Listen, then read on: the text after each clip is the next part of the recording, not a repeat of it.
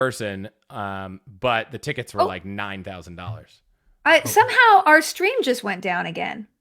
Oh, That's so I see. weird. I see live. Oh, Yeah, it back up. says, Oh, you back know what up. people are saying? Oh, we're good now. Okay, we're good now. It just started freezing up. Okay. Boy, so Jack you were Fletcher blowing says, everybody's mind. You're yeah, blowing everybody's Jack mind. Fletcher asked how many points to get the stream back up. Yeah, exactly. Well, no points. Yeah, you'll get 1.5 per second. I don't know, per comment. Yeah. Okay, so you went to Seychelles and you got, of course, Yeah, the flight's free. Yeah, the flight's free, the hotel's free. We used Hilton points. Hilton has a hotel on a private island. Stayed there for free. I love staying for free because you don't have to spend any. I mean, it's like Of it's one of those things. course. It's like the least defendable argument. It's like I love staying for free, and that's it. Yeah.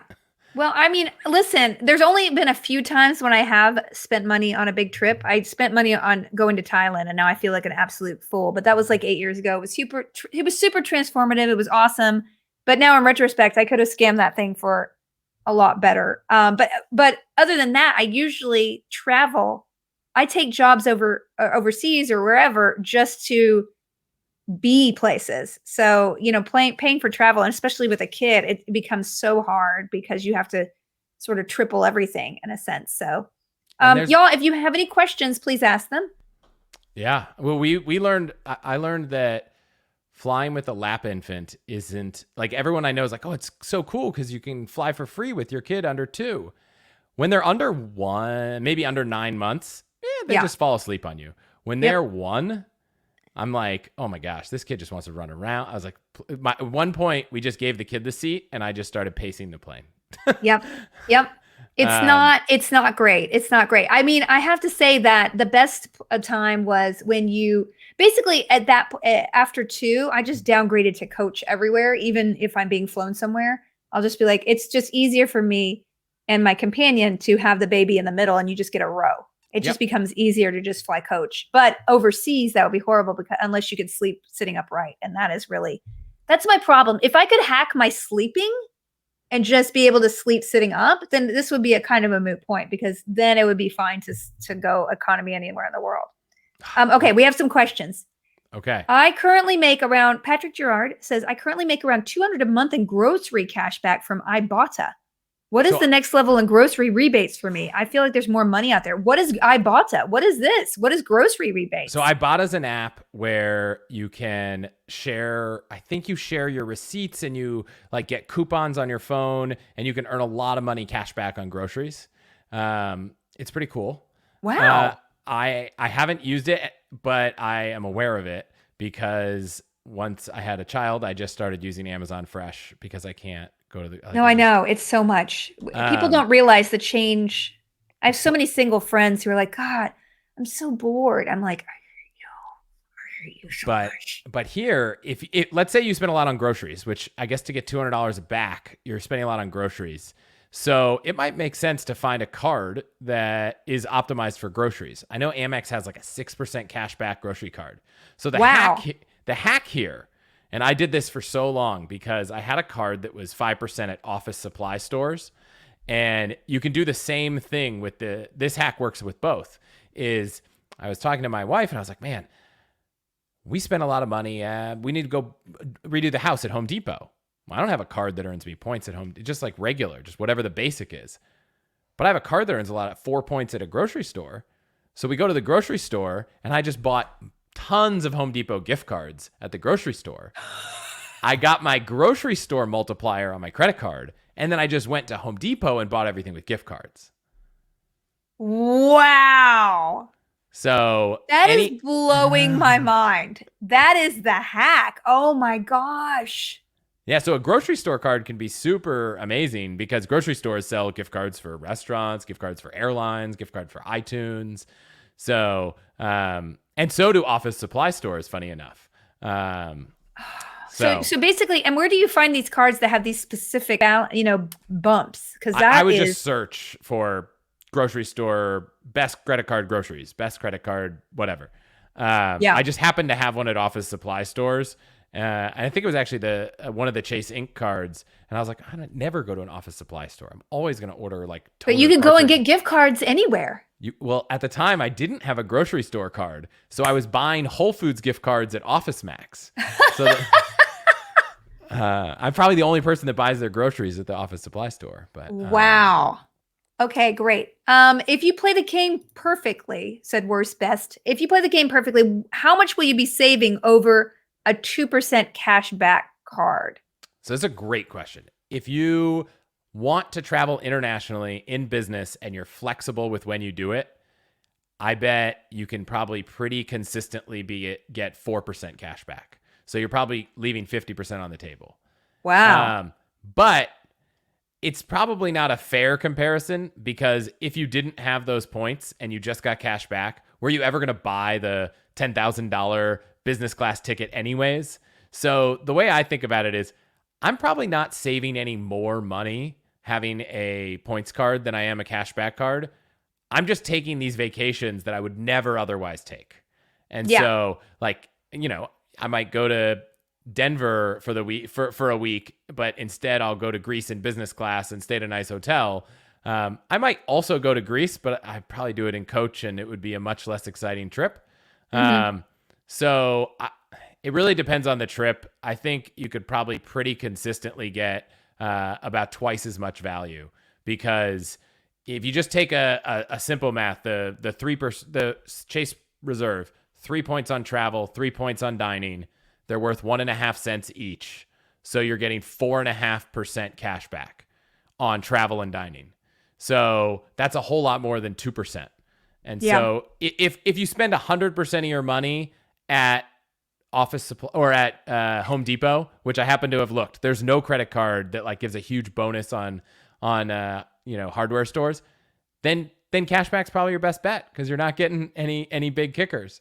But if you're spending money on travel and dining, those are the big ones, and groceries, there are a lot of cards that you can earn a lot of points for that and start traveling. So you're saying business-wise and personal-wise, you should have your eggs in one bank basket. What about, like, there's no advantage to having your checking and savings accounts at the same place at all, right? That's just a separate situation. None. I don't think it's any easier to pay off your Chase card from Wells Fargo or Chase as it is from, like, I work at Wealthfront. We have an account. You could pay it off with Wealthfront. You have your routing number, your account number. Yeah, you just pay it off. Okay. Doesn't this matter. is a completely different thing. We have another question. Mark Howa asks, how much do you need to put on a card per month to make a decent amount of points? So this is a good question, because if you're saying that a business class ticket, so if we're aiming toward fancy, I mean, essentially, you're catering to me right now. I'm just trying to save for fancy travel, right? So we're just gonna talk about that specific thing right now. So if you're thinking about, you need to get a business class seat, and it's usually $60K per each way. So it's $120K per. You want to be in the $250 range. Yep. Ideally a year. Like you're saying, let's say your aim is to do one nice trip a year with your points. How much do you need to be spending a month and paying off? So I'll give you two answers. So 250,000 points a year to fly internationally, business, 2 people, if you're flexible, right? If you're the kind of person that's like, I want to go to this country on this day, you're probably not going to get a huge value out of points. If you're someone that's like, I want to go somewhere warm in Europe in the summer, you're going to get a tremendous value. So if you figure you could probably get a couple cards earning anywhere from 1.5 to 3 points per dollar, so let's call it an average of 2 points per dollar, you're looking at this, you're like, I got to spend $100,000. That's a lot to spend in a year. But let's back up, and I'll point out right now, if you sign up for the Chase Preferred card, you get 100,000 points as a sign-up bonus, which you would have otherwise had to spend $30,000. United right now has 2 credit cards, one that earns 70,000 points when you sign up, one that earns 100,000 points when you sign up. The Amex Platinum, which I have, and I rarely ever put any transactions on it, but signed up because I had 125,000 point sign-up bonus. So the next level, if you're like, gosh, I want to take this trip every year, it's every year find one card that has a huge sign-up bonus. So I just am waiting. And whenever I see 100,000 point or more sign-up bonus, I'm like, okay, now's a good time to get that card. Um, and I'll usually keep it somewhere around like I'll use it a little. I'll use it. Oh, by the way, if you do this, never forget to use it enough to get the bonus, because you usually have to spend that's the three grand in 3 months. So but there are people out there, and there's a whole community on Reddit r/churning. And the whole game is sign up for credit card, meet the bonus, sign up for another one. There are people that sign up for 12 credit cards a year. I'm not in that game right now, but if you imagine you're signing up for 12 cards a year, earning 50,000 to 100,000 points each time, you could amass 1 million points a year if you wanted to. Are they canceling those cards? Are they just keeping them open? Most people are canceling them. And a lot of the credit card companies have you can't get the same card and get the bonus ever again. So if you really like front load this game, you kind of like run out of all the good cards in like a year or two. So I'm more of the camp of like, maybe once a year, I'll see a card. I've never had it before. United came out with the United Quest card this year. 100,000 points on United. That's a little shy of a trip to Europe in business class. Okay, I'll get that card. I'll keep it for a year. Maybe I'll downgrade it at the end to a free United card and keep it open for a couple years. I try to stay good on Chase and Amex's radars and that kind of stuff. But one time when I was in college, I think Chase came out, or Citibank had every American Airlines card had a 75,000 point sign up bonus. So I signed up for all three in one day. And I got 225,000 American miles, which was enough to take their, like we said, several. That's two business class tickets anywhere in the world, pretty much. Yeah. Now, the reason I did it all three in one day, Watcher 652, does your credit score take a hit if you sign up and with cards? So when you sign up for a card, you take a little hit, a few points. If you want to sign up for two and you do it in one day, sometimes you get lucky and it only counts as one hit. Especially if it's the same bank like Chase or Amex or something. So it does take a hit. And then if you cancel that card, sometimes it can help you, sometimes it can hurt you, depending on how long you've had it. So how do these churners do it? If they're opening 12 cards a year and they're closing them, that can't be good for their credit score, right? I mean, if you have really strong history, sometimes it doesn't matter. Someone asked, what advice do you give to college kids? A piece of advice, and I would say Google this because I'm not 100% sure it still works, but it used to work that if you were an authorized user on someone's card, you would inherit their history on your credit report.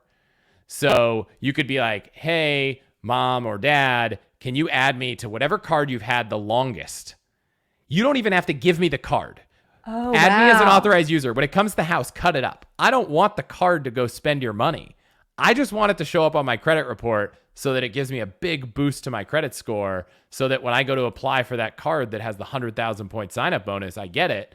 And by the way, when you're in college, if you can sign up for a credit card and get 100,000 points, I was not aspiring to business class. That could be 4 trips. That could be 4 coach trips. Yeah. I mean, listen, flying domestic coach is not, I mean, I don't care about that. It's just when you're flying over like 8 or 9 hours, it becomes, that's just your ideal situation to be able to get that business class.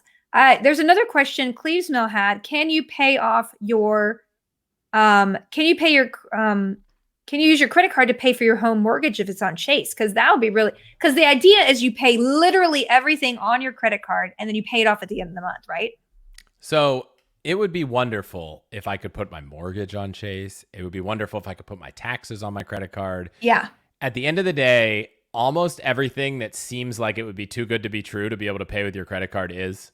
So the IRS charges, like, in the best case scenario, I think it's like 1.69% or something, which is just not worth it. So I have not found, every now and then, one hack, you're buying a